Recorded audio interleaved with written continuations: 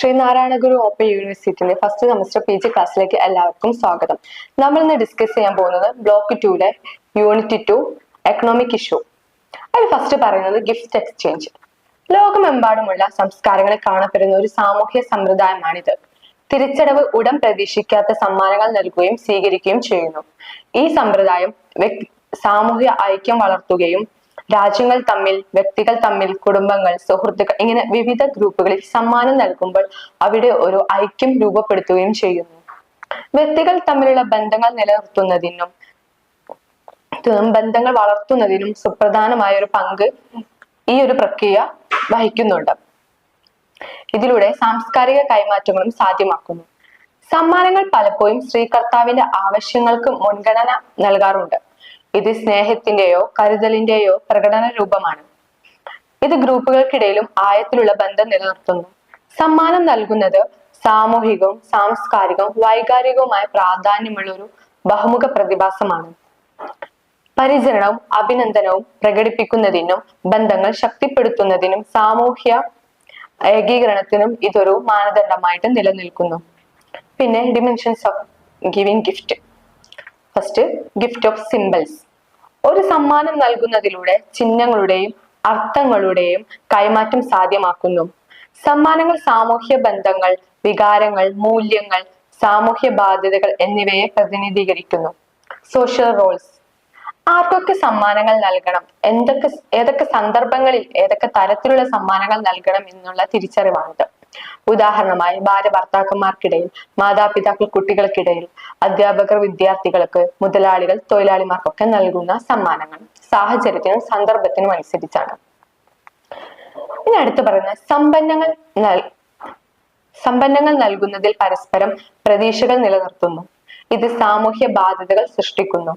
വ്യക്തികൾ അല്ലെങ്കിൽ ഗ്രൂപ്പുകൾ തമ്മിലുള്ള സമ്മാനങ്ങൾ കൈമാറ്റം ചെയ്യുമ്പോൾ അവർ തിരിച്ചു പല ആനുകൂല്യങ്ങളും ഇവിടെ പ്രതീക്ഷിക്കാറുണ്ട്. പിന്നെ പവർ ആൻഡ് സ്റ്റാറ്റസ്. സമ്മാനങ്ങൾ അധികാരത്തിന്റെ സാമൂഹ്യ ശ്രേണിയെ പ്രതിഫലിപ്പിക്കുന്നു.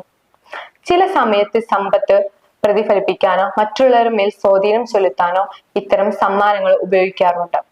ഇത് സാമൂഹ്യ അംഗീകാരം നേടാനും പ്രശസ്തി നിലനിർത്താനുമുള്ള ഒരു കാരണമായിട്ടും പലരും ഉപയോഗിക്കുന്നു. Socialisation and identity. സാംസ്കാരിക മൂല്യങ്ങൾ, മാനദണ്ഡങ്ങൾ, പ്രതീക്ഷകൾ എന്നിവയെ കുറിച്ച് വ്യക്തികളെ പഠിപ്പിക്കുന്നതിനാണ് സമ്മാനങ്ങൾ നൽകുന്ന രീതികൾ. സാമൂഹ്യവൽക്കരണത്തിന് ഒരു പങ്കുണ്ട് ഇത്തരം സമ്മാനങ്ങൾ നൽകുന്നതിൽ. വ്യക്തിഗത അഭിരുചികൾ, മുൻഗണനകൾ എന്നിവ പ്രതിഫലിപ്പിക്കുന്നു. Economic factors.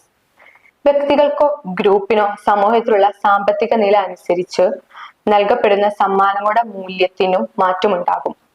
വില, ലഭ്യത, വിപണി തുടങ്ങിയ സാമ്പത്തിക പരിഗണനയ്ക്ക് കൈമാറ്റം ചെയ്യപ്പെടുന്ന സമ്മാനങ്ങളുമായി വളരെ അടുത്ത ബന്ധമുണ്ട്. Cultural variations. സമ്മാനങ്ങൾ നൽകുന്ന രീതികൾ സംസ്കാരങ്ങളിലും സമൂഹങ്ങളിലും വ്യത്യസ്തമാണ്. സമ്മാനങ്ങൾ നൽകുന്നതിന് ചുറ്റുമുള്ള വ്യത്യസ്ത സംസ്കാരങ്ങൾക്ക് അവരുടേതായ പാരമ്പര്യങ്ങളും ആചാരങ്ങളും ഉണ്ട്. പിന്നെ അപ്രോച്ചസ് ഓഫ് ഗിഫ്റ്റ്. പ്രധാനമായിട്ടും 3 സമീപനമാണ് പറയുന്നത്. 1 ആന്ത്രോപോളജിക്കൽ, 2 സോഷ്യോളജിക്കൽ, 3 എക്കണോമിക്കൽ.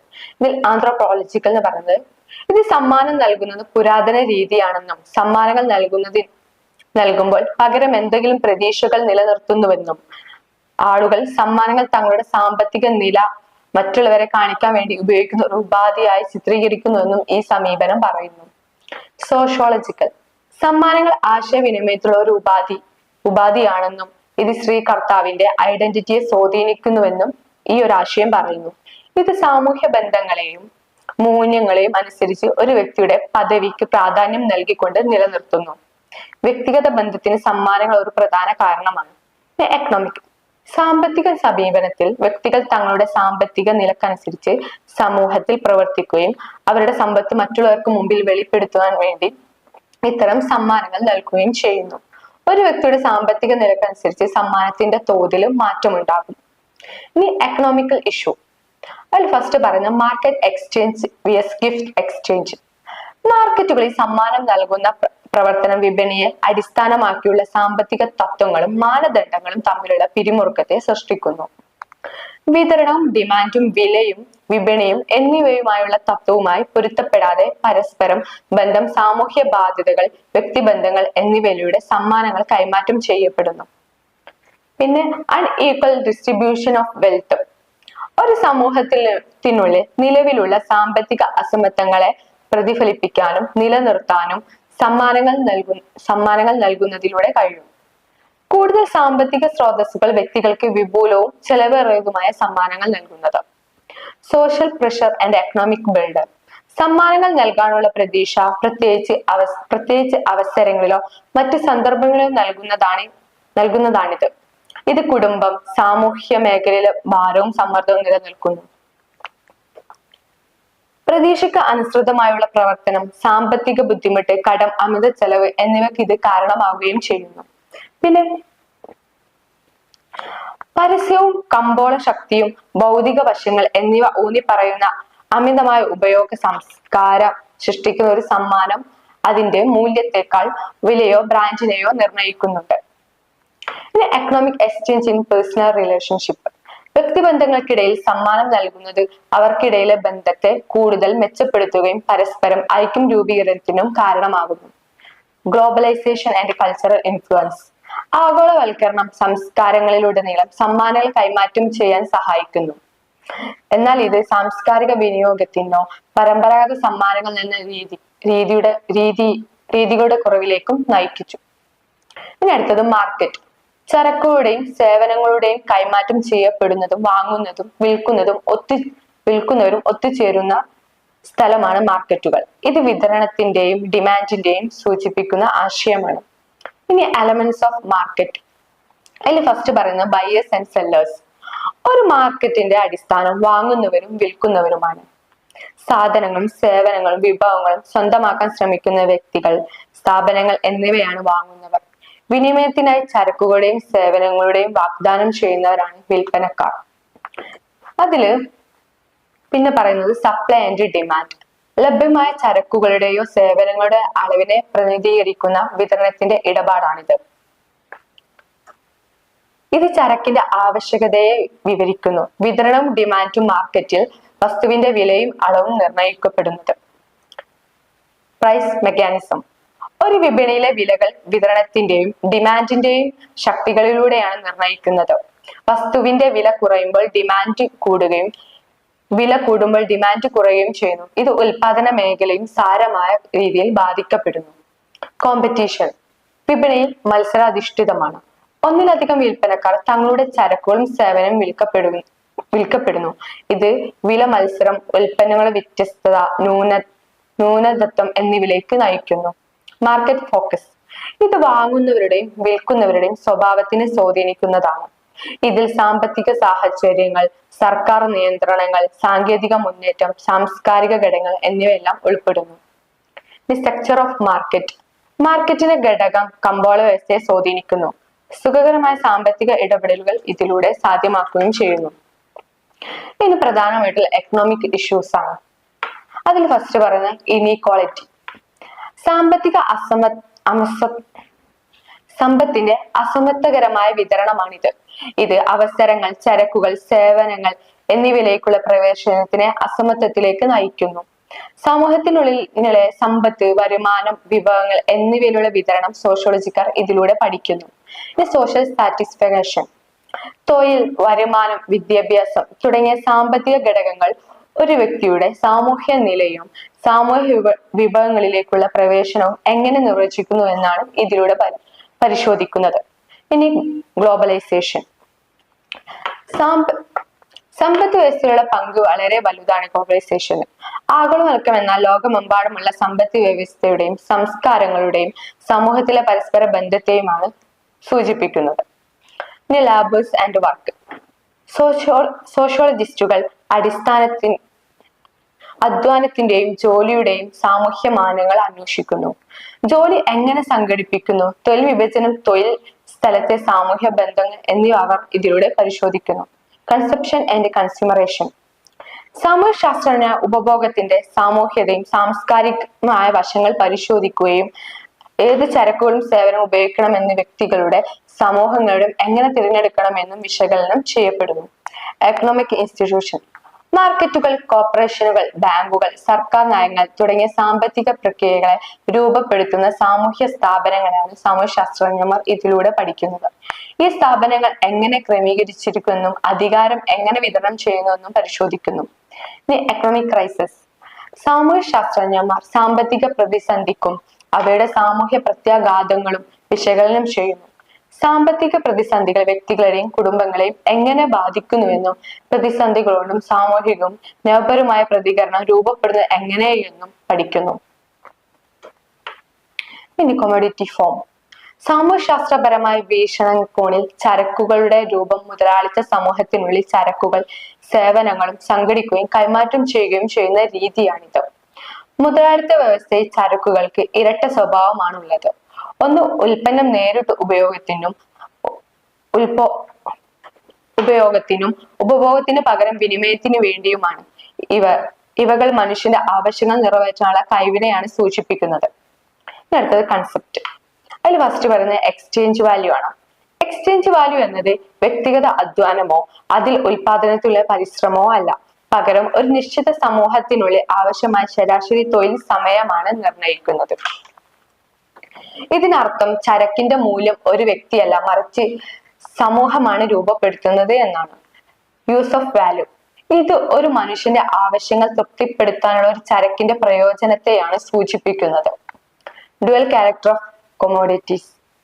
ചരക്കുകൾക്ക് ഉപയോഗ മൂല്യം, വിനിമയ മൂല്യവുമുണ്ട്. ഉപയോഗ മൂല്യം ഒരു വസ്തു ഉപയോഗിക്കുന്ന അതിന്റെ പ്രവർത്തനത്തെയും ആവശ്യകതയുമാണ് സൂചിപ്പിക്കുന്നത്. അതേസമയം വിനിമയ മൂല്യം മറ്റു ചരക്കുകളുമായുള്ള വിൽപ്പനക്ഷമതയുടെ അടിസ്ഥാനത്തിൽ മൂലകത്തെ പ്രതിനിധീകരിക്കുന്നു. ചരക്കുകൾ ഉടനടി ഉപയോഗത്തിനല്ല, മറിച്ച് വിനിയോഗത്തിനായിട്ടാണ് മുതലാളിത്ത സമൂഹങ്ങൾ ഉപയോഗിക്കുന്നത്. ഇനി മാർക്കറ്റ്. ചരക്കുകളുടെ സുഖകരമായ കൈമാറ്റത്തിനുള്ള ഒരു സാമൂഹ്യ സ്ഥാപനമാണിത്. ചരക്കുകളുടെയും സേവനങ്ങളും വാങ്ങൽ വിൽക്കൽ പ്രക്രിയയാണ് അവിടെ നടക്കുന്നത്. ഇനി മണി. ഇത് വിപണിയിലെ ഒരു പ്രധാനപ്പെട്ട മാധ്യമമാണ്. ചരക്കുകളുടെയും സേവനങ്ങളുടെയും വാങ്ങൽ വിൽക്കൽ പ്രക്രിയയിൽ പണം അത്യാവശ്യമാണ്. ഇത് ചരക്കുകളുടെ താരതമ്യം ചെയ്യാനും വസ്തുവിന്റെ മൂല്യം മനസ്സിലാക്കാനും സഹായിക്കുന്നു. സന്ദർഭത്തിനും രാജ്യത്തിനും അനുസരിച്ച് ഇതിന്റെ മൂല്യം മാറിക്കൊണ്ടിരിക്കും. Private ownership. സ്വകാര്യ ഉടമസ്ഥത എന്നത് മുതലാളിത്ത ഉടമസ്ഥതയാണ് സൂചിപ്പിക്കുന്നത്. സ്വകാര്യ ഉടമസ്ഥത ഉൽപാദന പ്രക്രിയയെ നിയന്ത്രിക്കാനും അധ്വാനത്തെ ചൂഷണം ചെയ്ത് മൂലധനം സമ്പത്തും ശേഖരിക്കാനും കാരണമാകുന്നു. Surplus value. തൊഴിലാളികൾ സ്വന്തം അധ്വാന ശക്തിയുടെ മൂല്യത്തെക്കാൾ കൂടുതൽ സൃഷ്ടിക്കുന്ന മൂല്യമാണ് മിച്ചമൂല്യം. ഇത് അവരുടെ അധ്വാനത്തിന്റെയും കൂലിയും ചരക്കുകളുടെയും സേവനത്തിന്റെയും മൂല്യവും തമ്മിലുള്ള വ്യത്യാസമാണ്. പിന്നെ അടുത്തത് ചൂഷണം. മുതലാളിമാർ അവരുടെ മധ്യസ്ഥതയുള്ള ഉൽപാദന ഉപാധികളുടെ നിയന്ത്രണത്തിലൂടെ തൊഴിലാളികളിൽ നിന്നും മിച്ചമൂല്യം വേർതിരിക്കുന്ന പ്രക്രിയയാണിത്. തൊഴിലാളികളുടെ അധ്വാനത്തിലൂടെ ലഭിക്കുന്ന മിച്ചമൂല്യം ലാഭമായ മുതലാളി വർഗത്തിൽ തന്നെ ലഭിക്കുന്നു. തന്റെ അധ്വാനം വിറ്റ് ജീവിക്കുന്ന തൊഴിലാളികൾ പലപ്പോഴും മുതലാളിത്ത ചൂഷണത്തിന് ഇരയാവുകയാണ് ചെയ്യുന്നത്. ഏലിയേഷൻസ്. വിപണിയും ചരക്കും മൂല്യം ചരക്കിന്റെ ഉൽപാദനത്തിന് കാരണമായ വ്യക്തികളും സാമൂഹ്യ പശ്ചാത്തലവും തൊഴിൽ രീതിയും തമ്മിലുള്ള അകലത്തെയാണ് അന്യവൽക്കരണം എന്ന് പറയുന്നത്. മുതലാളി സമൂഹത്തിൽ ഒരു ചരക്ക് എങ്ങനെ ഉൽപ്പാദിപ്പിക്കുന്നുവെന്നും അത് എവിടെ നിന്ന് വരുന്നുവെന്നും അതിന്റെ തൊഴിൽ കുറിച്ചുള്ള അറിവും വ്യക്തികൾക്കുണ്ട്. Social relations of production. മുതലാളിത്ത സമൂഹത്തിൽ ഉൽപാദനത്തിന്റെയും വിനിമയത്തിന്റെയും ഓർഗനൈസേഷനിൽ നിന്നും ഉയർന്നു വരുന്ന ബന്ധങ്ങളെയാണ് ഉൽപാദനത്തിന്റെ സാമൂഹ്യ ബന്ധങ്ങളെ എന്ന് സൂചിപ്പിക്കുന്നു. ഇതിൽ മുതലാളി തൊഴിലാളി ബന്ധത്തെയും ഉൾപ്പെടുന്നു. ഇനി ക്യാപിറ്റലിസം. അടുത്ത് നോക്കാൻ പോകുന്നത് ക്യാപിറ്റലിസ്റ്റ് അക്കുമുലേഷൻസ്. മുതലാളിത്തം തൊഴിലാളികളെ ചൂഷണം ചെയ്തും മിച്ച മൂല്യം പിന്തുടർന്നും ലാഭവും സമ്പത്തും ശേഖരിക്കുന്ന പ്രക്രിയയാണിത്. ഇനി അടുത്ത പോകുന്നത് ചൂഷണം, സാമ്പത്തിക പ്രതിസന്ധികൾ, സാമൂഹ്യ അസമത്വം തുടങ്ങിയ ഘടകങ്ങളിൽ നിന്നും ഉടലെടുക്കുന്ന മുതലാളിത്ത വ്യവസ്ഥക്കുള്ളിലെ പിരിമുറുക്കവും സംഘർഷവുമാണ് ഇതിലൂടെ പറയുന്നത്. ഇനി നമുക്ക് നോക്കാൻ പോകുന്നത് ഉപഭോഗത്തെ കുറിച്ചാണ്. ആവശ്യങ്ങളും ആഗ്രഹങ്ങളും തൃപ്തിപ്പെടുത്താനുള്ള ചരക്കുകളുടെയും സേവനങ്ങളുടെയും ഉപയോഗത്തിനെയാണ് ഉപഭോഗം എന്ന് പറയുന്നത്. വ്യക്തിപരമായ ആവശ്യങ്ങൾക്ക് വസ്തുക്കൾ ഉപയോഗിക്കുന്നത് ഇതിൽപ്പെടും. ഉപഭോഗം ആവശ്യത്തിന്റെ തോതിനെ ആശ്രയിച്ചിരിക്കുന്നു. വ്യക്തിഗത ഉപയോഗത്തിനായി ചരക്കുകളും സേവനങ്ങളും വാങ്ങൽ ഉൽപാദനത്തിനോ ഉപയോഗത്തിനോ വേണ്ടി വിഭവങ്ങളുടെ വിനിയോഗം, കല, സംഗീതം, വിനോദം തുടങ്ങിയ സാംസ്കാരിക ഉൽപ്പന്നങ്ങളുടെ ഉപഭോഗം, അങ്ങനെ വിവിധ രൂപങ്ങളുണ്ട്. ഉപഭോഗം ഭൗതിക സാമ്പത്തികത്തിൽ മാത്രമല്ല, മറിച്ച് വിദ്യാഭ്യാസം, ആരോഗ്യ പരിപാലനം തുടങ്ങിയ മേഖലയിലുമുണ്ട്. ഇനി ഇമ്പോർട്ടൻസ് ഓഫ് കൺസപ്ഷൻ. അതിൽ ഫസ്റ്റ് പറയുന്നത് മെറ്റീരിയൽ ആൻഡ് സിംബോളിക് കൺസപ്ഷൻ. ഉപഭോഗത്തിൽ ചരക്കുകളും സേവനങ്ങളും സമ്പാദിക്കുന്നതും ഉപയോഗത്തിനുള്ള വശങ്ങളും അവയുമായി ബന്ധിപ്പിച്ച പ്രതീകങ്ങളാണ് ഉൾപ്പെടുന്നത്. ഉദാഹരണമായിട്ട് ഒരു ബ്രാൻഡ് ഉൽപ്പന്നം സമൂഹത്തിൽ നിലയും അന്തസ്സും സൂചിപ്പിക്കുന്നു. Social satisfaction.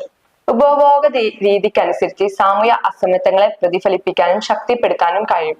വ്യത്യസ്ത സാമ്പത്തിക നില ഉൽപാദനത്തിന്റെ ഉപഭോഗത്തെ വ്യത്യസ്തപ്പെടുത്തുന്നു. Consumer culture. ജനങ്ങളുടെ ആഗ്രഹങ്ങൾക്ക്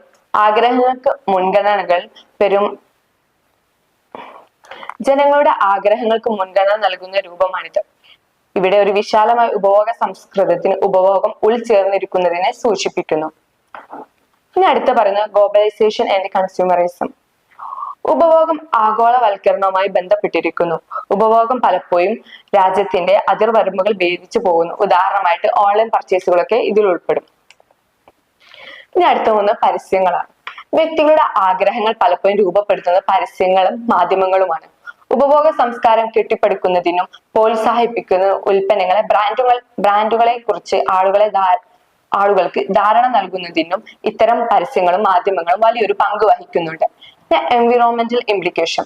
ചരക്കുകളുടെ അമിതമായ ഉൽപാദനവും ഉപഭോഗവും വിഭവങ്ങളുടെ ലഭ്യതക്കുറവിനും പരിസ്ഥിതി മലിനീകരണത്തിനും കാരണമാകുന്നുണ്ട്. ഇനി economical issue. Capitalism and consumerism. ചരക്കുകളുടെയും സേവനങ്ങളുടെയും ഉൽപാദനത്തിനും ഉപഭോഗത്തിനും മുൻഗണന നൽകുന്ന മുതലാളിത്ത വ്യവസ്ഥയെ ബാധിപ്പിക്കുന്നു. മുതലാളിത്ത വ്യവസ്ഥയുടെ വളർച്ചയ്ക്കും ലാഭത്തിനും ഉപഭോഗത്തെ എങ്ങനെ ആശ്രയിക്കുന്നു എന്നാണ് ഈ പഠനം വിശകലനം ചെയ്യുന്നത്. Social inequality and consumption. സാമൂഹ്യ അസമത്വങ്ങളുടെ പുനർനിർമ്മാണത്തിൽ ഉപഭോഗം ഒരു പങ്ക് വഹിക്കുന്നു. ഉപഭോഗം സാമൂഹ്യ വിഭജനത്തെ എങ്ങനെ സ്വാധീനിക്കുമെന്ന് വിശകലനം ചെയ്യുന്നതാണ് ഈ ആശയം. ഇനി അടുത്തത് പറയാം അഡ്വർടൈസിംഗ് ആൻഡ് കൺസ്യൂമറിസം.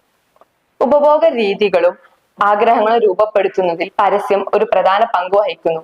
ഉൽപാദനത്തിന് ഡിമാൻഡ് ഉണ്ടാക്കാനും സമൂഹത്തിൽ അതിനൊരു വാല്യൂ നിർമ്മിക്കാനും വ്യക്തികളെ ആകർഷിക്കാനും പരസ്യങ്ങളുടെ പങ്ക് വളരെ വലുതാണ്.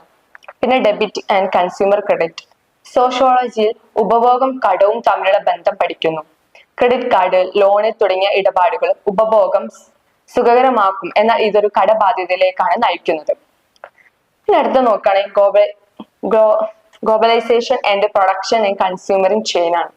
ഉപഭോഗം ആഗോളവൽക്കരണം ആഗോള സമ്പദ് വ്യവസ്ഥയുമായി ചേർന്നിരിക്കുന്നു.